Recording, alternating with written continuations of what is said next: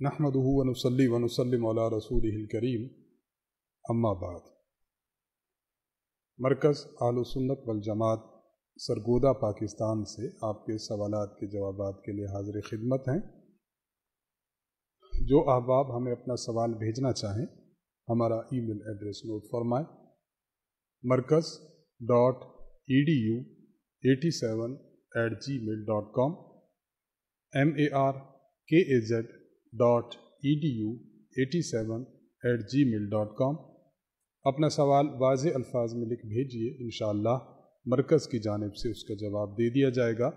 तो शुरू करते हैं आज के पहले सवाल से। पहला सवाल हमसे पूछा है फराज रहीम साहब ने गवादर से। अस्सलाम वालेकुम वरहमतुल्लाहि वबरकातुहू। वालेकुम अस्सलाम वरहमतुल्लाहि वबरकातुहू। मेरा सवाल ये है कि अगर सहरी का वक्त गुज़र गया और एक शख्स खाता पीता रहा, बाद में उसे पता चला कि सहरी का वक्त गुज़र गया है, तो उसका रोज़ा शुमार हो जाएगा या नहीं?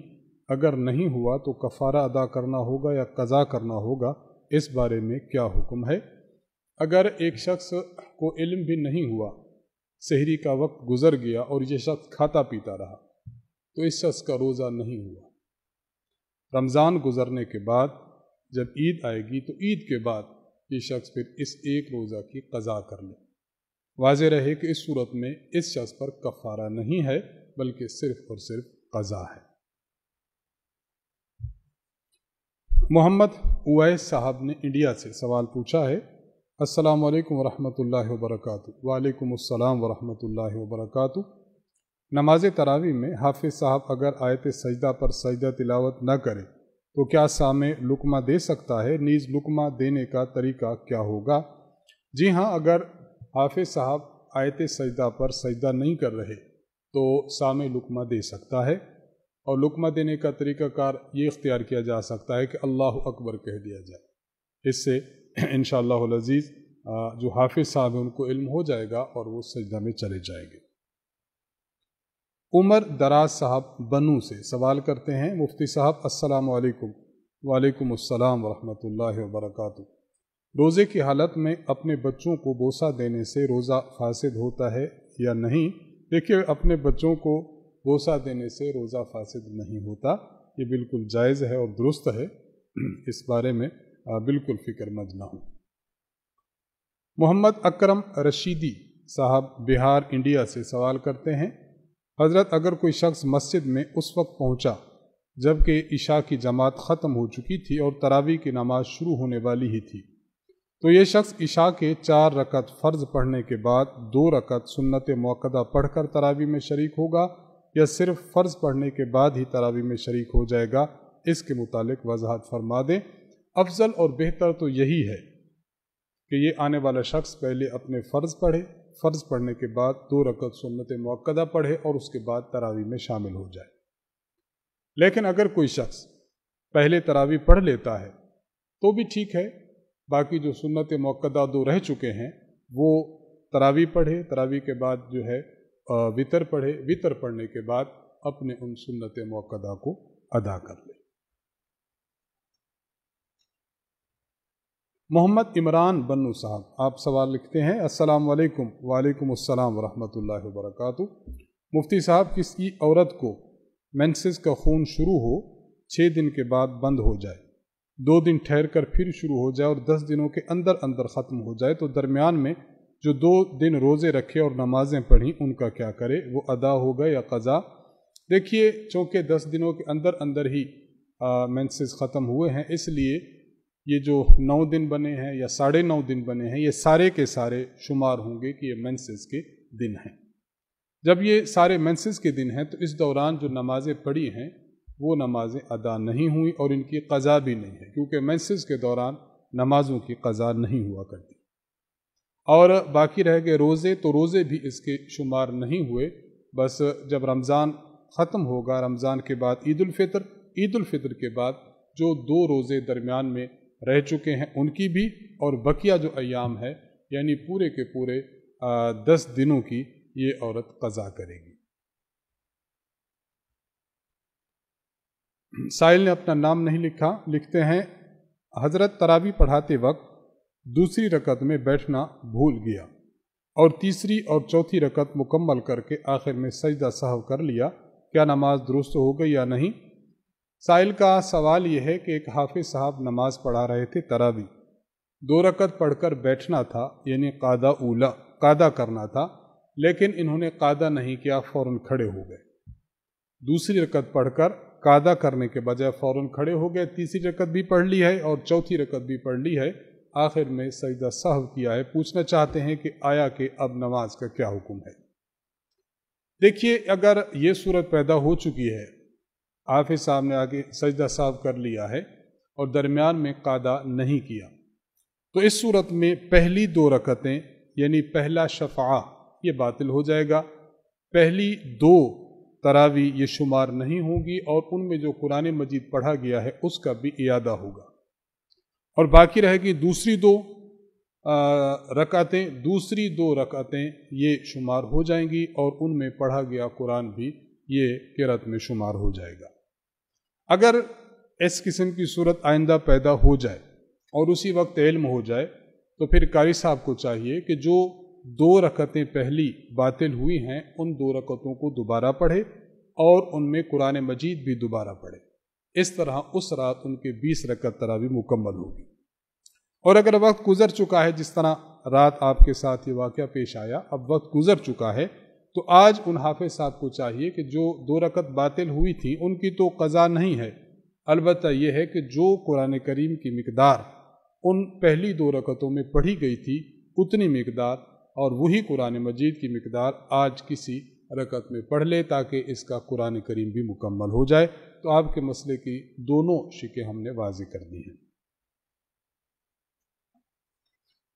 फैज़ मोहम्मद सिंधी साहब आप सवाल लिखते हैं कि हमारे इमाम साहब तरावी में पहली रकत में सना नहीं पढ़ते, इसका क्या हुक्म है? इसी तरह कादा में दुआएं भी नहीं पढ़ते बल्कि अत्तहियात पढ़कर सलाम फेर देते हैं। देखिए, पहली बात यह है कि नमाज में सना पढ़ना ये मसनून है। फतावा आलमगीरी में सना को मसनून लिखा गया है, इसलिए आपके इमाम साहब जो पहली रकत में सना नहीं पढ़ते तो एक सुन्नत का तर्क कर रहे हैं और कादा में बजाकर सिर्फ अत्तहियात पढ़ते हैं। दुरूद शरीफ और माबाद की जो दुआ है जो मसनून है इनको भी तर्क कर देते हैं। इससे नमाज तो बहरहाल हो जाती है लेकिन सुन्नत तर्क करने का इनको गुनाह मिलेगा, सुन्नत की अदायगी का सवाब से महरूम होंगे।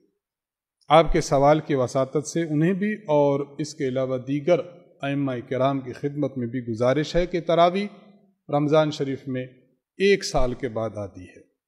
अब वक्त कितना लगता है? इंसान सना पढ़े, इंसान दुरूद शरीफ पढ़े और दुरूद शरीफ के बाद की दुआ पढ़े, कितना वक्त लगता है? आधा मिनट, पौना मिनट या 1 मिनट लग जाता है। तो इसमें हर्ज की क्या बात है? बिला वजह जल्दबाजी के साथ तरावी पढ़ाते रहना और सना और अत्तहियात के माबाद दुरूद शरीफ और उसके बाद की दुआ, इनको बिला वजह छोड़ते रहना ये नापसंदीदा हरकत है। इससे इज्तिनाब करना चाहिए। आदाब के साथ, मुस्तहब्बात के साथ, सुनन की अदायगी के साथ 1 साल बाद आने वाली इबादत को सरअंजाम देंगे तो इंशाअल्लाह अल्लाह से उम्मीद है अल्लाह कबूल भी फरमाएंगे और अल्लाह ताला आइंदा भी इसको सुन्नत के मुताबिक अदा करने की तौफीक भी अता फरमाएंगे। फैज़ मोहम्मद सिंधी साहब का दूसरा सवाल भी लिखते हैं, अगर इमाम साहब ने आयत सजदा तिलावत की और फ़ौरन रुकू में चला गया तो क्या सजदे तिलावत इस तरह से अदा हो जाएगा? जी हाँ, अगर सजदा तिलावत पढ़ा, आयत सजदा पढ़ी है, आयत सजदा पढ़ के फ़ौरन इंसान रुकू में चला जाए और नियत कर ले अदायगी सजदा की, तो इमाम आज़म इमाम अबू हनीफ़ा रहमहुल्लाह ताला के यहाँ सजदा अदा हो जाता है। जो सूरत आपने लिखी है बस इसमें इतना इजाफा कर लिया जाए कि जो इमाम साहब हैं वो रुकू में जाते हुए सजदा की नियत कर लें और मुक्तदी भी नियत कर लें तो सब की तरफ से अदा हो जाएगा। अब्दुल्ला साहब हैदराबाद दक्कन से सवाल करते हैं, अस्सलाम वालेकुम जनाब मुफ्ती साहब। वालेकुम अस्सलाम वरहमतुल्लाहि वबरकातुहू। मेरा सवाल यह है कि मेरे पास एक स्मार्टफोन है जिसे मैं बेचने का इरादा रखता हूँ। मेरा सवाल यह है कि अगर मैं वो फ़ोन बाहर बेचूँ तो उसके तकरीबन 4000 रुपये आ सकते हैं। क्या मैं ये फ़ोन किसी गरीब को ज़कात देने की नीयत से दे सकता हूँ? क्या इस शक्ल में ज़कात अदा हो जाएगी? جی ہاں، اس شکل میں زکوٰۃ ادا ہو جائے گی۔ آپ کے سوال کی وساطت سے مزید ہم ایک بات عرض کرتے ہیں، نظر کا معاملہ ہو، کفارے کا معاملہ ہو، صدقۃ الفطر کا معاملہ ہے یا زکوٰۃ کا معاملہ ہے، عشر کا معاملہ ہے، اس میں اگر آپ کوئی جنس دینا چاہیں آپ جنس دے سکتے ہیں، آپ رقم دینا چاہیں آپ رقم دے سکتے ہیں، کوئی سامان دینا چاہیں آپ سامان دے سکتے ہیں۔ تو یہ جو انسان پر چیزیں لاگو ہیں، مثلا عشر ہے تو عشر میں آپ گندم دے دیں تب بھی بہتر ہے، گندم کے بجائے قیمت دے دیں تب بھی بہتر ہے۔ زکوٰۃ میں آپ سمارٹ فون، اس کی مارکیٹ ویلیو آپ لگوا لیں، جتنے کا ہے اتنے مقدار میں آپ کسی غریب کو دے سکتے ہیں، آپ راشن خرید کر دے سکتے ہیں، آپ نقدی روپوں میں دے سکتے ہیں۔ تو ان چیزوں میں یہ لازم نہیں ہے کہ خاص نقدی ہی دی جائے، بلکہ نقدی دینا بھی جائز ہے، سامان دینا بھی جائز ہے، راشن دینا بھی جائز ہے، کوئی اور چیز جو قیمت والی ہو وہ خرید کر دینا وہ بھی جائز اور درست ہے، اس سے آپ کی زکوٰۃ ادا ہو جائے گی۔ محمد معاذ صاحب نے یو پی انڈیا سے سوال پوچھا ہے، لکھتے ہیں السلام علیکم ورحمۃ اللہ وبرکاتہ۔ وعلیکم السلام ورحمۃ اللہ وبرکاتہ۔ امید ہے کہ آپ حضرت والا بخیر وعافیت ہوں گے۔ الحمدللہ، اللہ تعالیٰ کا احسان ہے۔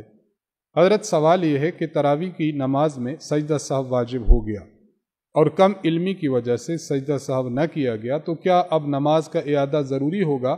اگر اعادہ ضروری ہے تو کیا ان 2 رکعتوں میں پڑھا گیا قرآن بھی لوٹایا جائے گا؟ اگر اسی وقت آپ کو علم ہو چکا ہے کہ سجدہ سہو لازم تھا کسی واجب کے ترک کی وجہ سے یا کسی فرض کو مقدم یا مؤخر کرنے کی وجہ سے یا فرض میں تکرار کی وجہ سے، تو پھر آپ نے سجدہ سہو کرنا تھا لیکن سجدہ سہو نہیں کر سکے، تو وقت کے اندر اگر معلوم ہو گیا تو آپ تراویح دوبارہ پڑھیں، یعنی جو 2 رکعت ہے دوبارہ پڑھیں، البتہ اس میں جو قرآن کریم پڑھا گیا ہے قرآن کریم کو دوبارہ پڑھنے کی حاجت نہیں ہے، اور اگر وقت گزر چکا ہے تو بس وہ قبول ہو گئی، اور اس میں جو پڑھا گیا قرآن ہے وہ بھی آپ نے دوبارہ اعادہ اس کا نہیں کرنا۔ ایک بات واضح سمجھنی چاہیے کہ قرآن کریم کا اعادہ تراویح میں اس صورت میں ہوتا ہے کہ جب تراویح بالکل باطل ہو جائے۔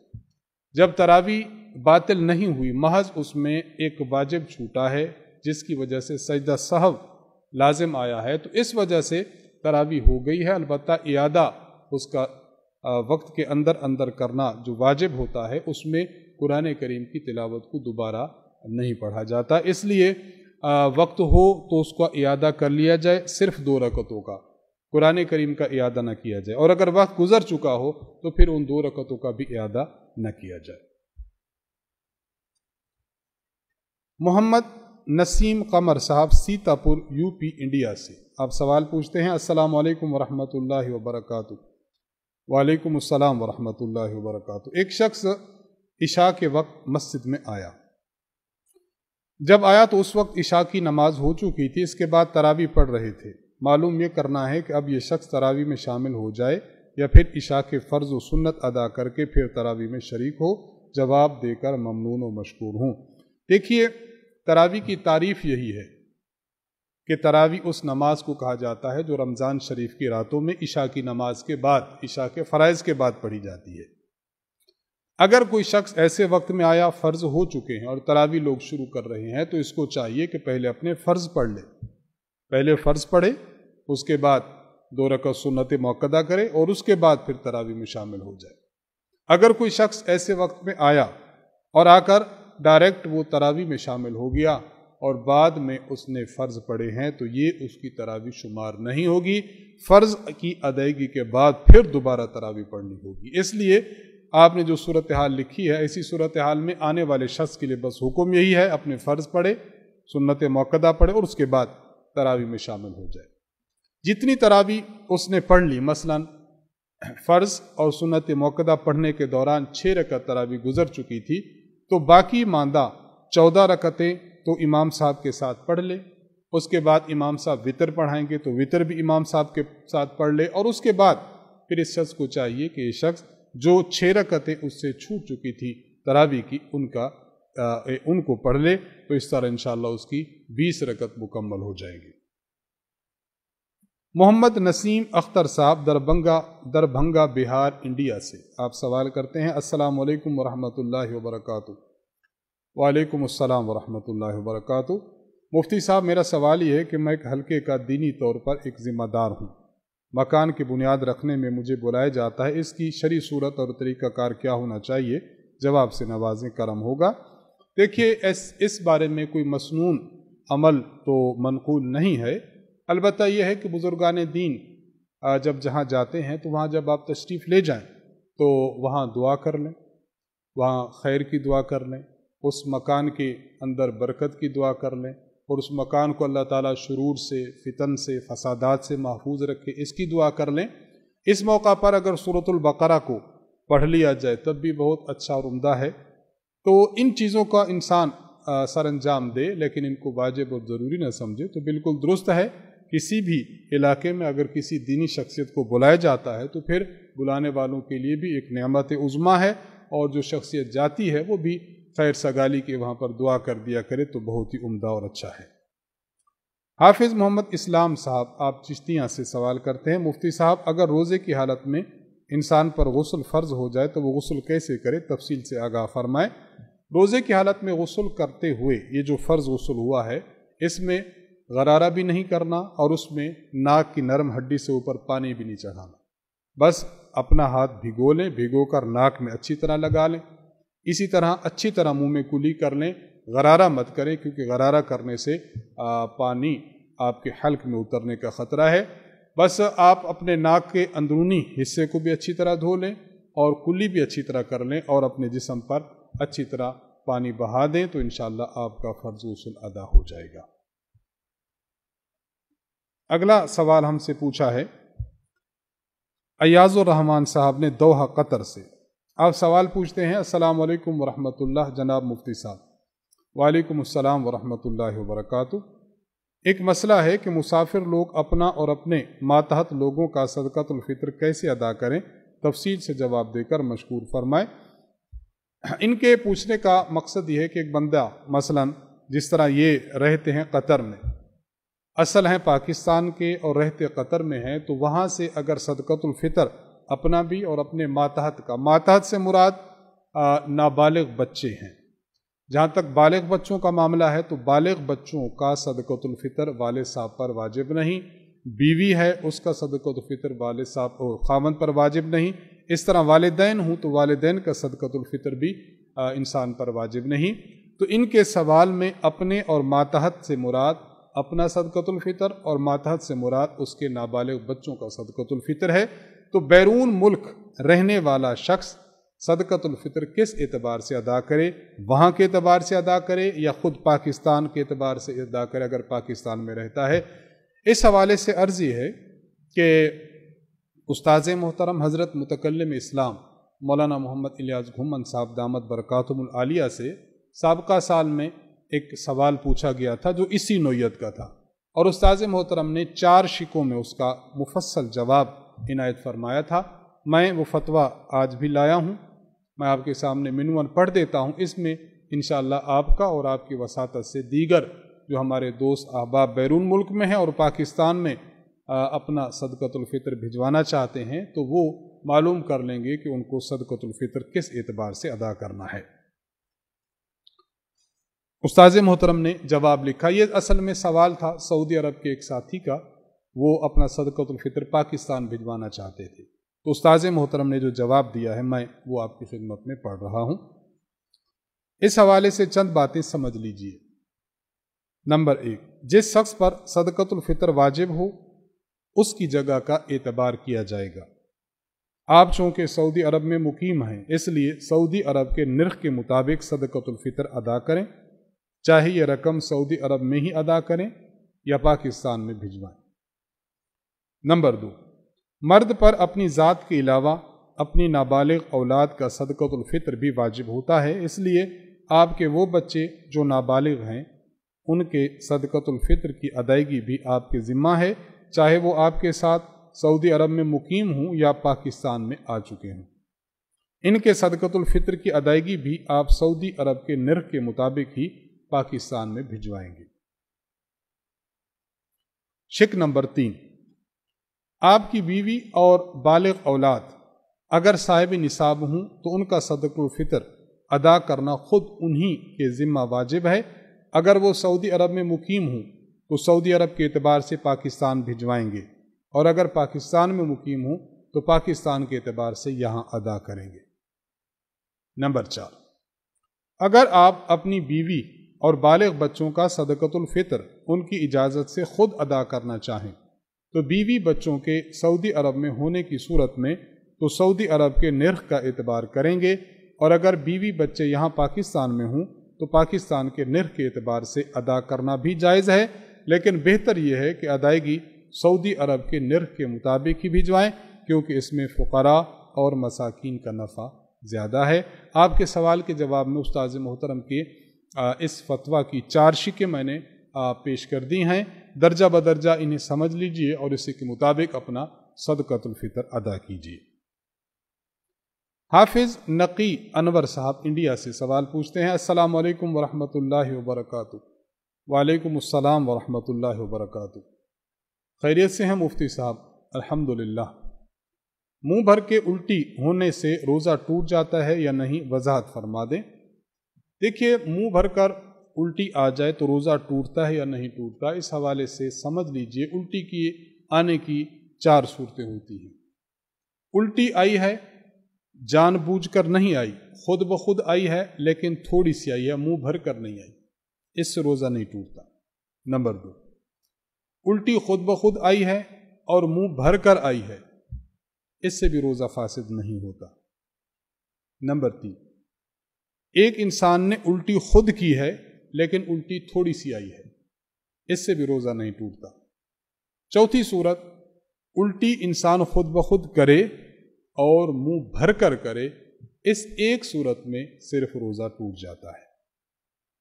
تو آپ کے سوال کے جواب میں چوتھی شق قابل لحاظ ہے کہ الٹی انسان خود کرے اور منہ بھر کر آئے کہ اس کو روکنا اس کے لیے دشوار گزار ہو جائے، تو ایسی صورت میں روزہ ٹوٹ جاتا ہے، وگرنہ روزہ نہیں ٹوٹتا۔ باقی ایک بات یہ بھی ذہن میں رکھ لی جائے، پہلی جو 3 صورتیں ہیں اس میں الٹی آئی تھی، اس نے الٹی کو پھر تھوڑی سی بھی الٹی اس نے اپنے حلق کی طرف اندر لوٹا دی تو اس سے بھی اس کا روزہ ٹوٹ جائے گا۔ اس تفصیل کے ساتھ اس مسئلہ کو سمجھ لینا چاہیے۔ اگلا سوال ہم سے پوچھا ہے اسامہ شعیب صاحب نے خوشاب سے، حضرت اگر مسجد کی توسیع کرنی ہو اور وہ جگہ تنگ پڑ جائے اور نقشہ ایسا ہو کہ وہاں توسیع کی گنجائش نہ ہو یا وہاں مسجد کو بڑھانے سے اس کا روب جاتا رہے، تو کیا ساتھ والی جگہ مسجد تعمیر کر کے پہلے والی جگہ مدرسے کے کمرے، وضو خانہ وغیرہ بنانا درست ہے؟ بالکل درست نہیں ہے۔ یہ بات واضح رہنی چاہیے کہ شریعت مطہرہ کا ایک اصول ہے، اگر کسی جگہ پر آپ نے مسجد بنا دی ہے تو وہ تا قیام قیامت مسجد ہی کے حکم میں ہے، اس کو کسی اور مصرف میں لانا جائز نہیں ہے۔ آپ نے جو مسجد کی بات کی ہے تو مسجد کو وسیع کر لیں، باقی روب اور دبدبا مسجد کا ویسے ہی ہوا کرتا ہے، اس سے انشاءاللہ کوئی فرق نہیں پڑے گا۔ مسجد الگ جگہ بنانا اور اس جگہ کو مدرسے کے کمروں میں اور وضو خانہ میں تبدیل کرنا یہ بالکل ناجائز ہے، اس طرح کرنا جائز نہیں ہے۔ محمد یحییٰ عالم صاحب آسام انڈیا سے سوال کرتے ہیں، السلام علیکم ورحمۃ اللہ وبرکاتہ۔ وعلیکم السلام ورحمۃ اللہ وبرکاتہ۔ مفتی صاحب، امید ہے کہ خیریت سے ہوں گے؟ الحمدللہ۔ میرا سوال یہ ہے کہ بسم اللہ کو مختصراً 786 کے عدد کا لکھنا کیسا ہے؟ دیکھیے، اس بارے میں تھوڑی سی میں تفصیل کرنا چاہوں گا۔ ہمارے بعض اسلاف اور بعض قریب کے اکابر نے بعض تحریرات میں 786 کا لفظ لکھا ہے۔ یہ بات واضح رہے کہ اگر کوئی 786 لکھتا ہے تو اس کو ناجائز اور حرام نہیں کہہ سکتے، پہلی بات۔ دوسری بات، 786 دراصل علم الاعداد میں یہ بسم اللہ الرحمن الرحیم کے اعداد کا مجموعہ ہے۔ گویا بسم اللہ الرحمن الرحیم لکھنے کے بجائے 786 لکھنا یہ محض ایک علامت شمار ہوگی کہ آپ نے اس مقام پر بسم اللہ پڑھا ہے۔ مثلا میں کاتب ہوں، کاتب نے 786 لکھا تو اس کا معنی جو شخص بھی میری تحریر کو پڑھے گا وہ یہ سمجھ جائے گا کہ 786 لکھ کر इन्होंने बिस्मिल्लाह पढ़ा था। और जो शख्स 786 देखेगा तो देख कर वो भी बिस्मिल्लाहिर्रहमानिर्रहीम पढ़ ले। तो 786 ये बिस्मिल्लाह भी नहीं है और न ही इसको लिखने से बिस्मिल्लाह लिखना शुमार होगा और न ही 786 अदद पढ़ने से बिस्मिल्लाह पढ़ने का सवाब मिलेगा, कुछ भी नहीं होगा। इसको महज एक अलामत ही समझना चाहिए। अगर कोई लिखता है तो एक अलामत है, बेहतर यही है कि पूरी बिस्मिल्लाहिर्रहमानिर्रहीम लिखी जाए ताकि बिस्मिल्लाह लिखने का भी सवाब हो, उसको पढ़ने का भी सवाब हो। लेकिन अगर कोई लिख लेता है तो इसका माना सिर्फ यही होगा कि वो बिस्मिल्लाह इस मकाम पर पढ़ रहा था और आपने भी देखा है तो आप भी इस मकाम पर पढ़ लें। इसके अलावा इसकी और कोई हैसियत नहीं है कि आप 786 को बिस्मिल्लाह के कायम मकाम करार दें, ऐसा भी नहीं। और न ही 786 लिखने से बिस्मिल्लाह लिखने और पढ़ने का सवाब मिलता है। तो इन 2-3 शिकों के साथ आपके मसले का जवाब मुकम्मल हुआ। मोहम्मद अब्दुल्ला साहब सवाल लिखते हैं कि मोहतरम अस्सलाम वालेकुम। वालेकुम अस्सलाम वरहमतुल्लाहि वबरकातुहू। अर्ज़ है कि मौजूदा हालात में असातिज़ा स्कूल जाते हैं, बच्चे भी सरकारी एहतियाती तदाबीर के तहत आते हैं। ऐसी सूरत में असातिज़ा के पास काफ़ी फ़ारिग वक्त होता है, क्या इस फ़ारिग वक्त में शरन तिलावत कुरान की जा सकती है या नहीं? देखिए, अगर स्कूल की तरफ से, इदारे की तरफ से आपको और कोई काम नहीं है, बस यही ड्यूटी है कि आपने बैठना है, एक क्लास को पढ़ा कर आपके पास वक्त फ़ारिग है, तो इसमें आप कुरान करीम की तिलावत कर सकते हैं, इसमें कोई हर्ज की बात नहीं है। आखिरी सवाल पूछा है हमसे मोहम्मद इरफान साहब ने पेशावर से। अस्सलामु अलैकुम वरहमतुल्लाहि वबरकातुहू। वालेकुम अस्सलाम वरहमतुल्लाहि वबरकातुहू। मुफ्ती साहब, रोज़े की हालत में खामन बीवी हम बिस्तरी कर लें और उनको इल्म ना हो तो क्या उससे रोज़ा टूट जाता है? अगर टूट जाता है तो क्या हुक्म है? बिल्कुल रोज़ा टूट जाता है और उन दोनों पर कफ़ारा के 60 रोज़े वाजिब होते हैं। रमज़ान गुजरने के बाद ये अफराद 60 रोज़े रखेंगे और ये रोज़े मुसलसल रखने हैं। दरमियान में अगर एक रोज़ा भी छूट जाता है तो दोबारा उनको रोज़े रखने पड़ेंगे। अलबत्ता ख़ातून के लिए अगर उसको मेंसेस के अय्याम दरमियान में आ जाएं तो उसकी वजह से रोज़ों का तसलसल नहीं टूटेगा। बाकी इसके अलावा कोई और बीमारी है, कोई सफ़र है या कोई और वजह है, वो दरमियान में हाइल हो गई है, तो फिर इससे रोज़े असर नौ रखने पड़ेंगे। इन्हीं सवालात के जवाबात के साथ आज की हमारी नशिस्त का इख्तिताम होता है। अल्लाह ताला से दुआ है कि अल्लाह ताला हमें शरीयत मुताहरा के मुताबिक ज़िंदगी गुजारने की तौफीक बख्शे। मरकज़ आलो सुन्नत वल जमात सरगोदा पाकिस्तान को अपनी खुसूसी दुआओं में याद रखिए। अल्लाह ताला हम सब का हामी व नासिर हो। वाखिरु दावाना अनिल हम्दुलिल्लाहि रब्बिल आलमीन। अस्सलामु अलैकुम व रहमतुल्लाहि व बरकातुहू।